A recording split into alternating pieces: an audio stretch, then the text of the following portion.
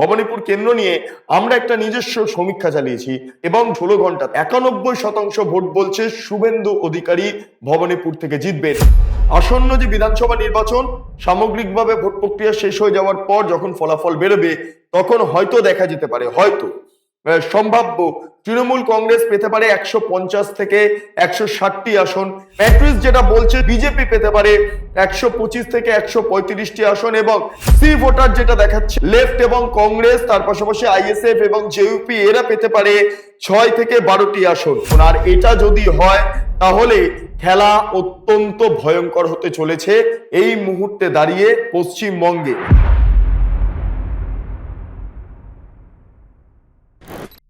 Opinion pole বা vote পূর্ববর্তী যে সমীক্ষা, সেখানে আমরা স্পষ্ট দেখতে পাচ্ছি তৃণমূল কংগ্রেসের আসন অনেকটাই কমেছে, বিজেপির আসন অনেকটাই বেড়েছে, লড়াই হাড্ডাহাড্ডি।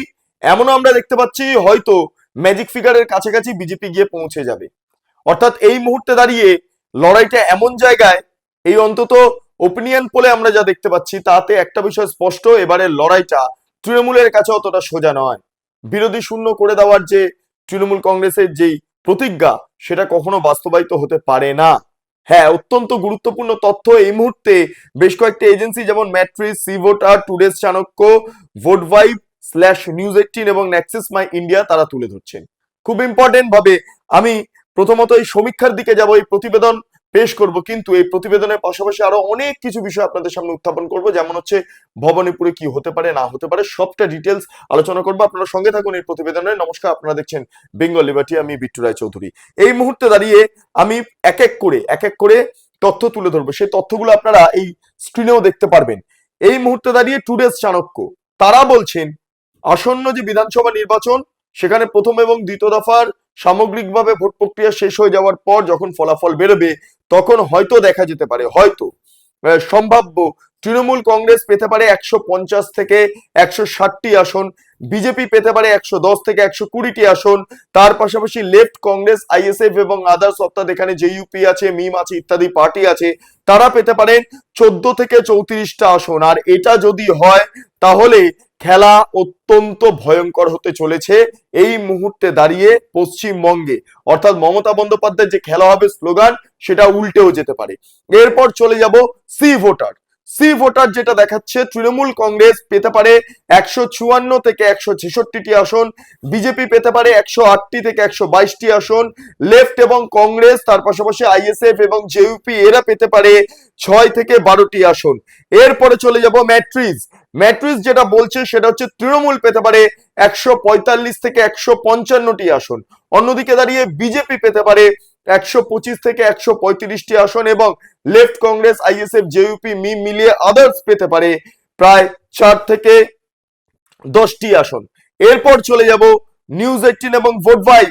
এটা খুব ইম্পর্টেন্ট, কারণ এইখানে এই যে সমীক্ষাটা, এই সমীক্ষাটা প্রতিবার কিছু না কিছু হলেও হালকা হলেও মিলে যায়, কিন্তু এবারে ব্যাপারটা একটু অন্যরকম দেখাচ্ছে। আমরা যেটা দেখতে পাচ্ছি তৃণমূল বলছে তৃণমূল পেতে পারে 152 থেকে 162টি আসন, অন্যদিকে বিজেপি পেতে পারে 115 থেকে 125টি আসন এবং লেফট, কংগ্রেস, আইএসএফ, মিম, জেইউপি এই আদার্সরা পেতে পারেন 7 থেকে 15টি আসন। এবং তার পাশাপাশি আমরা আরেকটা বিষয় খুব ইম্পর্টেন্ট ভাবে দেখতে পাচ্ছি, অ্যাক্সেস মাই ইন্ডিয়া তাদের তরফে যে বক্তব্যটা রাখা হচ্ছে, তারা বলছেন যে বিভিন্ন বিশ্লেষণ তারা এই মুহূর্তে করছেন, তারা এখনো পর্যন্ত তাদের যে পরিসংখ্যান সেটা তুলে ধরতে পারেননি, কারণ এবারে লড়াইটা অত্যন্ত শক্ত, কারণ বিজেপি তৃণমূলের প্রায় হাড্ডাহাড্ডি লড়াই, ফলে তারা তাদের যাবতীয় যে সমীক্ষার রেজাল্ট তারা তুলে ধরবেন। কিন্তু তারা এটা বলছেন এবারে বিজেপি তৃণমূলের লড়াইটা হাড্ডাহাড্ডি হবে। হ্যাঁ, গতবার যেমন 200-র উপরে তৃণমূল চলে গিয়েছে, অন্যদিকে বিজেপি 77-এ ঠেকে গিয়েছে, এই যে একক লড়াই যেটা ছিল সেটা এবার অনেকটাই কার্যত হাড্ডাহাড্ডি হবে, অর্থাৎ কাছাকাছি চলে আসবে। অর্থাৎ এই মুহূর্তে দাঁড়িয়ে এই তথ্যই তুলে ধরা হচ্ছে। এবার আমি চলে যাব সরাসরি পার্সেন্টেজে, ভোট পার্সেন্টেজ কত করে মানে সরতে পারে, কার কাছে যেতে পারে, কি যেতে পারে। এই মুহূর্তে দাঁড়িয়ে ম্যাট্রিক্স তারা জানাচ্ছে 43% ভোট শেয়ার পেয়ে লিড হবে তৃণমূল কংগ্রেস এবং বিজেপি 41% ভোট শেয়ার পাবে এবং অন্যান্যরা লেফট, কংগ্রেস যেটা বলছিলাম, জেইউপি, আইএসএফ ইত্যাদি ইত্যাদি পার্টি, মিম, তারা পাবে 16% ভোট। অন্যদিকে দাঁড়িয়ে এবার সি ভোটার্স এর কাছে যায়। সি ভোটার্স বলছে তৃণমূল কংগ্রেস 44% ভোট শেয়ার হবে, অর্থাৎ 44%। অন্যদিকে দাঁড়িয়ে বিজেপি পাবে 40% ভোট শেয়ার এবং অন্যান্যরা পাবে, লেফট কংগ্রেস আইএসএফ ইত্যাদি মিলিয়ে 16%। আবার একটু অন্যান্য চাণক্যর দিকে চলে যাব। চাণক্য প্রায় একই কথা বলছে, টুডেজ চাণক্য যেটা, তারাও একই কথা বলছে। তারা বলছে যে তৃণমূল কংগ্রেস প্রায় 42 থেকে 43% তারা ভোট শেয়ার করবে, ভোট শেয়ার নেবে। 40% ভোট শেয়ার পাবে বিজেপি এবং তার পাশাপাশি লেফট কংগ্রেস আইএসএফ অন্যান্যরা পাবে প্রায় ওই মোটামুটি 15 থেকে 16%।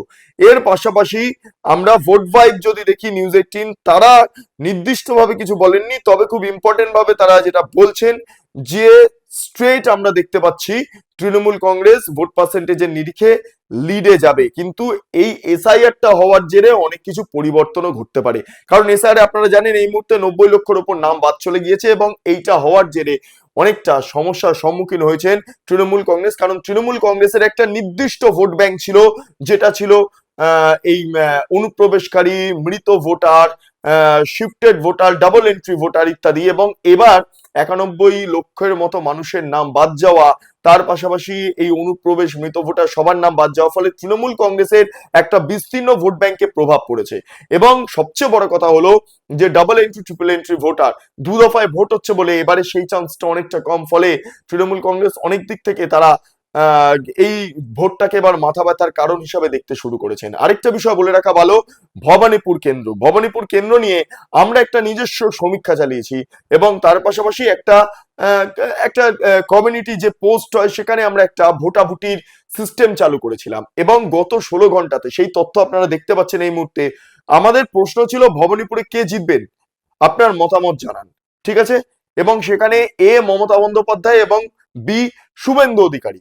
16 ঘন্টার মধ্যে ভোট পড়েছে 2700, যার মধ্যে 9% ভোট বলছে মমতা বন্দ্যোপাধ্যায় ভবানীপুর থেকে জিতবেন, আর 91% ভোট বলছে শুভেন্দু অধিকারী ভবানীপুর থেকে জিতবেন। এখানে জানিয়ে রাখা ভালো, যদি এবার শুভেন্দু অধিকারী ভবানীপুর থেকে জেতেন, এই যেই পরিসংখ্যান এই মুহূর্তে বেঙ্গল লিবার্টির তরফে প্রকাশ করা হচ্ছে, যেটা ইতিমধ্যে পোলিংও করা হয়েছে, একটা ভোটও করা হয়েছে, যদি এটা আমরা দেখতে পারি তাহলে আমরা দেখতে পারবো যে মমতা বন্দ্যোপাধ্যায়ের পলিটিক্যাল কেরিয়ার সম্ভবত শেষ হয়ে যেতে পারে যদি এই ঘটনার পুনরাবৃত্তি ঘটে। এবং নন্দীগ্রাম পাশাপাশি ভবানীপুরে যদি শুভেন্দু অধিকারী জেতেন, তাহলে এবারে শুভেন্দু অধিকারীকে একদম মুখ্যমন্ত্রীর মুখ হিসাবে বিজেপিকে আর অন্য কাউকে ভাবতে হবে না শুভেন্দু অধিকারী ছাড়া, এটা কার্যত স্পষ্ট হয়ে যাবে এবারে ফলাফলের পর। অন্যদিকে দাঁড়িয়ে আমরা যেটা দেখতে পাচ্ছি সেটা প্রত্যেকে একই সংখ্যা, একই প্রসঙ্গ উত্থাপন করছে। ম্যাট্রিক্স তারা তাদের যে তত্ত্ব, সেই তত্ত্বে তারা বলছেন এবারে লড়াই হাড্ডাহাড্ডি। অনুমান করছেন তারা যে মমতা বন্দ্যোপাধ্যায়ের দল তৃণমূল হয়তো সংখ্যাগরিষ্ঠতা পাবেন বা পেতে পারেন, তবে ভোট শতাংশ মাত্র 2%-এর মধ্যে থাকবে। ভোট শতাংশ যে শেয়ারিংটা সেটা 2%-এর মধ্যে থাকবে। কেউ হয়তো 42 পাবে, কেউ হয়তো 40 পাবে, বুঝতে পারলেন? এইটা থাকবে এবং 60 থেকে 70টি আসন সুইং করবে। 60 থেকে 70টি আসন, 60 to 70 আসন সুইং করবে। এবার সি ভোটারে চলে যাব। সি ভোটারও বলছেন যে এবারে লড়াই অত্যন্ত হাড্ডাহাড্ডি, তবে মমতা বন্দ্যোপাধ্যায় মুখ্যমন্ত্রী হচ্ছেন এ বিষয়ে কোনো সন্দেহ নেই, ফলে তিনি বা তার দল 44.2% ভোট নিয়ে এগিয়ে থাকবে। তবে অনেক অ্যান্টি ইনকামবেন্সি যে সমস্ত ভোটগুলো বা শাসক বিরোধী মনোভাব যে সমস্ত ভোট, সেগুলো অনেকটা বাড়বে। যদিও বিভিন্ন ক্ষেত্রে দুর্নীতি একটা বড় প্রভাব পড়বে এবং সেই প্রভাবটা পড়বে তৃণমূলের ওপরই, ফলে তৃণমূলের এখানে অনেকটা অসুবিধা তৈরি হচ্ছে। এর পাশাপাশি সি ভোটার আরো বলছে এসআইআর এর জেরে তৃণমূলের অনেকটা সমস্যার সম্মুখীন হতে হবে এই আসন্ন নির্বাচনে, প্রথম এবং দ্বিতীয় দফাতে। এবার টুডেজ চাণক্য তারা যে সমীক্ষা তারা পেশ করেছেন, তারা বলছেন তৃণমূল জিতবেন, এটা কোনো নেই, এটা কোনো প্রশ্নই ওঠে না। তৃণমূল হয়তো জিতবে, কিন্তু সংখ্যাগরিষ্ঠতার নিরিখে তৃণমূল যে জায়গায় পৌঁছে গিয়েছিল সেটা হয়তো আর যাবে না, হয়তো বিজেপি এবার তৃণমূলকে ধরে নেবে। আচ্ছা, ভোট ওয়াইজ নিউজ 18 তাদেরও একই বিষয়, যে এই যে এসআইআর হয়েছে সেই এসআইআর এর জেরে কিছুটা নীরব চরিত্র রয়েছে, অর্থাৎ সাইলেন্ট ভোটার, সেই সংখ্যা প্রচুর। হয়তো বলে যাবেন তৃণমূলে ভোট দেবেন, কিন্তু গিয়ে হয়তো পদ্ম ফুলে ভোট দিয়ে আসবেন, অর্থাৎ চুপচাপ ফুলে ছাপ। কোন ফুলে ছাপ সেটা জানা নেই। অর্থাৎ সাইলেন্ট ভোটারের সংখ্যা প্রচুর বেড়েছে এই এসআইআর এর জেরে, প্রচুর মানুষের নাম বাদ গিয়েছে, একই সঙ্গে সাইলেন্ট ভোটার প্রচুর। ফলে এখনই খুব একটা নির্দিষ্ট ভাবে বলা যাচ্ছে না, সেটা ভোট ভাইব এবং নিউজ 18 বলছেন যে মানুষের মতিগতি কোন দিকে ঘুরবে। হ্যাঁ, 2011 সালেও কার্যত মানুষের মতিগতি এইভাবেই ঘুরেছিল। কেউ ভাবতে পারেনি যে তৃণমূল কংগ্রেস শেষ এই তাদের সূচনা সরকার হিসাবে তারা তাদের যে ইনিংস তা শুরু করতে পারবেন, সিপিএম কার্যত ধূলিসাৎ হয়ে যাবে, এটা অনেকে ভাবতে পারেনি 2011 সালে, কিন্তু সাইলেন্ট ভোটার একটা বড় ভূমিকা পালন করেছিল। এবার আসি অ্যাক্সেস মাই ইন্ডিয়া, প্রদীপ গুপ্তা নেতৃত্বাধীন এই সংস্থা, তারাও বলছেন যে বিশ্লেষণ করে তারা বুঝতে পেরেছেন যে এবারে লড়াইটা হাড্ডাহাড্ডি, বিজেপিকে এবার ছোট করে দেখার কোনো কারণ নেই। বিরোধী দল বলতে গেলে বিজেপি, যদি প্রধান বিরোধী হিসাবে উঠে আসে সেটা বিজেপি, আর কিছু মিরাকেল হয়ে গেলে সরকারে বিজেপি চলে আসতে পারে, কারণ আসন সংখ্যাটা খুব একটা ব্যবধানের মধ্যে থাকবে না। এবার আপনাদের কাছে যে তথ্য উত্থাপন করব সেটা খুব ইম্পর্টেন্ট। এই তথ্য দিয়ে মূলত আপনারা এই সামগ্রিক যে সমীক্ষা সেটা বিশ্লেষণ করতে পারেন। দেখুন, এই মুহূর্তে ভারতীয় রাজনীতিতে বিজেপির চাণক্য হিসাবে যে ব্যক্তিকে তুলে ধরা হয় সে ব্যক্তির নাম অমিত শাহ। অমিত শাহকে চাণক্য হিসাবে দেখা হয় এই কারণের জন্য, কারণ অমিত শাহর মস্তিষ্ক প্রসূত এমন অনেক সরকার রয়েছে যেটা সরকার হয়তো হতোই না। মহারাষ্ট্রতে আমরা খুব তাৎপর্যপূর্ণভাবে এক্সাম্পল দেখেছি, আমরা অসমের ক্ষেত্রে দেখেছি, বিভিন্ন স্টেটের ক্ষেত্রে আমরা দেখি, অর্থাৎ অমিত শাহকে অনেকে ভয় পান।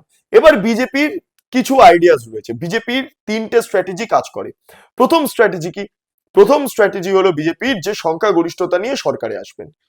বেশ, সংখ্যাগরিষ্ঠতা নিয়ে বিজেপি সরকারে এলো, বিজেপি সরকার তৈরি করলো, বিজেপি সরকার চালালো, ইত্যাদি ইত্যাদি। দ্বিতীয়ত বিজেপির যেটা টার্গেট সেটা হলো জোট করে সরকারে আসা, অর্থাৎ যদি একক সংখ্যাগরিষ্ঠতা বিজেপি না পায় তাহলে কি হবে, অন্যান্য বিভিন্ন দলের সঙ্গে হাত মিলিয়ে বিজেপি সরকারে আসবে। হ্যাঁ, এমনও আমরা দেখেছি, এমনকি সেন্ট্রালিও আমরা দেখেছি যে এনডিএ সরকার কিভাবে এইভাবে জোট করে করে তারা টিকে রয়েছেন। অন্যদিকে দাঁড়িয়ে আরেকটা হলো, সেটা হলো রিসর্ট পলিটিক্স। এটা খুব ইম্পর্টেন্ট। রিসর্ট পলিটিক্স বা হোটেল পলিটিক্স, কেনা বেচার একটা লড়াই চলে থাকে প্রতি বছর বা প্রতি সময় ইলেকশনে, এটা দেখা যায়। ফলে তৃণমূল কংগ্রেস যদি ম্যাজিক ফিগার থেকে সামান্য বেশি পেয়েছে এবং বিজেপি ম্যাজিক ফিগার থেকে যদি সামান্য পিছিয়ে থাকে, তাহলে কি হবে? তাহলে এই লাস্ট অর্থাৎ থার্ড যেই অপশনটা বিজেপি স্ট্র্যাটেজিটা, সেটা তারা পশ্চিমবঙ্গের ক্ষেত্রে বাস্তবায়িত করতে পারেন। একটা বিষয় মাথায় রাখবেন, ইতিমধ্যে কলিঙ্গ বিজেপির দখলে রয়েছে, অঙ্গ বিজেপির দখলে রয়েছে। এবার অবিভক্ত বঙ্গদেশ বলতে আমরা কি জানতাম? আমরা জানতাম অঙ্গ, বঙ্গ, কলিঙ্গ। ঠিক আছে, এবার ঘটনাটা যেন দাঁড়াচ্ছে খুব ইম্পর্টেন্ট, তাৎপর্যপূর্ণভাবে আপনারা লক্ষ্য করুন। এই অঙ্গ হয়ে গিয়েছে, কলিঙ্গ হয়ে গিয়েছে, এবার বঙ্গের দিকে বিজেপি টার্গেট রেখেছে, অর্থাৎ বঙ্গ এবার দখলে যাবে, এই টার্গেটটা বিজেপি রেখে দিয়েছে। হ্যাঁ, এইখানে আরেকটা কারণ রয়েছে, সেটা হচ্ছে দেশের নিরাপত্তা। আপনারা জানেন যে পশ্চিমবঙ্গর যে সীমান্ত এলাকা মূলত তিনটে আন্তর্জাতিক সীমান্ত কভার করে, এক হচ্ছে নেপাল, আরেক হচ্ছে ভুটান, কিন্তু সবচেয়ে বড় যেটা বাংলাদেশ। এবং বাংলাদেশ থেকে অনুপ্রবেশের ঘটনা প্রচুর ঘটতে শুরু করেছে, যার জন্য এসআইআর একটা গুরুত্বপূর্ণ ভূমিকা পালন করলো। এবার আপনারা ভালো করে লক্ষ্য করুন, যদি পশ্চিমবঙ্গ ঠিকঠাক ভাবে দখল না করা যায়, যদি পশ্চিমবঙ্গে ঠিকঠাক ভাবে সীমান্ত এলাকাগুলোকে সিল না করা হয়, তাহলে এই অনুপ্রবেশের ঘটনা আরো বাড়বে। ফলে দেশ একটা অদ্ভুত জায়গায় পড়ে যাবে, যেখানে এই উগ্রপন্থী ইসলামিক স্টেটগুলোর যে প্রপাগ্যান্ডা সেগুলো ধীরে ধীরে ছড়াচ্ছে, তার পাশাপাশি সন্ত্রাসী কার্যকলাপ বৃদ্ধি পাচ্ছে, এবং তার জন্য দায়ী কেবলমাত্র পশ্চিমবঙ্গের সীমান্ত এলাকা এবং পশ্চিমবঙ্গের বিস্তীর্ণ এলাকায় এই মুহূর্তে একটা গ্রেটার বাংলাদেশের যে রূপরেখা সেটা তৈরির দিকে যাচ্ছে। ফলে এটা অত্যন্ত রিস্কের। আপনারা ভালো করে লক্ষ্য করুন, ত্রিপুরাকে খুব ইম্পর্টেন্ট ভাবে টার্গেট করে রাখা হয়েছিল বিজেপির তরফে, এবং আজকে এই ত্রিপুরা কিন্তু বাংলাদেশ সীমান্ত এলাকা, ফলে অসমও বাংলাদেশ সীমান্ত এলাকা, ফলে অসমকে খুব ইম্পর্টেন্ট ভাবে টার্গেট করা হচ্ছে। তাই বিজেপি এবারে ওয়েস্ট বেঙ্গলকে খুব টার্গেট সহকারে দেখছে, যাতে দখল করা যায় এই ওয়েস্ট বেঙ্গলটাকে, এবং এই দখলের জেরেই মূলত এই অনুপ্রবেশের ঘটনা সেটা রোকা যাবে এবং দেশ একদম নিরাপত্তায় একদম ঠিকঠাক জায়গায় অবস্থান করবে। এটা হচ্ছে বিজেপির মূল টার্গেট। ফলে এক্ষেত্রে দাঁড়িয়ে আবারও বলছি, অঙ্গ হয়ে গিয়েছে, কলিঙ্গ হয়ে গিয়েছে। এবার বঙ্গের পালা এবং এই বঙ্গটাকেই টার্গেট রাখছে। সেই কারণের জন্য যদি বিজেপি ম্যাজিক ফিগারও না পায়, বিজেপি ম্যাজিক ফিগারের যদি আশেপাশে থাকে 148-এ পশ্চিমবঙ্গে ম্যাজিক ফিগার হয়, ফলে সেই ম্যাজিক ফিগারের যদি আশেপাশেও থাকে, তাহলে পরিস্থিতিটা কি হবে? পরিস্থিতিটা বিজেপি বা অমিত শাহকে যে চাণক্য হিসাবে দেখা যাচ্ছে তার থার্ড স্ট্র্যাটেজিটা হয়তো এই পশ্চিমবঙ্গের ক্ষেত্রে ইমপ্লিমেন্ট হতে পারে। তবে এবারে একটা বিষয় আপনাদের মাথায় রাখতে হবে, খেলা অতটা সোজা নয়। যতই বলুক আবার জিতবে বাংলা, তৃণমূল দখল করবে বাংলা, ইত্যাদি ইত্যাদি স্লোগান হোক, ফলে এই স্লোগানের মধ্যে কিছুটা কিন্তু ভাব রয়েছে মমতা বন্দ্যোপাধ্যায়ের, কিছুটা কিন্তু ভাব রয়েছে অভিষেক বন্দ্যোপাধ্যায়ের, কিছুটা কিন্তু ভাব রয়েছে সামগ্রিকভাবে তৃণমূল কংগ্রেসের। যাই হোক, আপনাদের কি মতামত, এবারে কি হবে নির্বাচনে, সেটা অবশ্যই আপনারা কমেন্ট সেকশনে জানান। এই যারা সমীক্ষা করেছেন তারা কি সঠিক সমীক্ষা করছেন, না তাদের সমীক্ষার মধ্যে খামতি আছে? সমস্তটাই আপনারা আপনাদের মতামত কমেন্ট সেকশনে লিখুন, জানান, বিস্তারিত বলুন। সেই মতো করে আপনাদের যেই বিষয়গুলো রয়েছে, আপনাদের যে বক্তব্য আছে, সেগুলো আপনাদের সামনে ক্রমে তুলে ধরবো। আপনারা এতক্ষণ ধরে দেখছিলেন বেঙ্গল লিবার্টি। চ্যানেলটি অবশ্যই ভালো লাগলে লাইক করুন, সাবস্ক্রাইব করুন, শেয়ার করুন, বেল আইকন ক্লিক করুন www.bengalliberty.com, সেখানে ক্লিক করুন। সমস্ত খবর আপনাদের জন্য সাজানো রয়েছে। স্বাধীন, কাঁচিন এবং গেরিলা সাংবাদিকতার পাশে দাঁড়ান। অসংখ্য ধন্যবাদ।